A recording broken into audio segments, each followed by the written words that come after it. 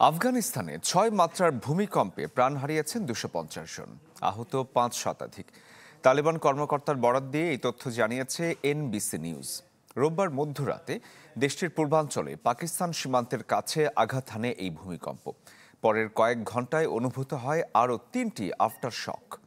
ক্ষয়ক্ষতি মোকাবেলায় সহায়তা চেয়েছে তালেবান সরকার। ফের বিপর্যয়ের মুখে আফগানিস্তান। এবারে ভয়াবহ ভূমিকম্পে কেঁপে উঠেছে দেশটির পূর্বাঞ্চল। স্থানীয় গণমাধ্যম বলছে, রোববার মধ্যরাতে আফগানিস্তানের পূর্বাঞ্চলে আঘাত হানে শক্তিশালী ভূমিকম্প।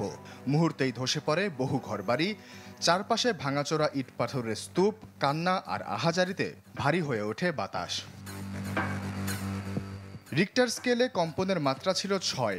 পরবর্তী কয়েক ঘন্টায় অনুভূত হয় ৩টি আফটার শক, যার মাত্রা ছিল ৪.৫ থেকে ৫.২ এর মধ্যে। মূলত পূর্বাঞ্চলের কুনার অঞ্চলে এর উৎপত্তিস্থল হলেও কম্পন অনুভূত হয় রাজধানী কাবুল থেকেও। এমনকি কেঁপে ওঠে প্রতিবেশী দেশ পাকিস্তানও।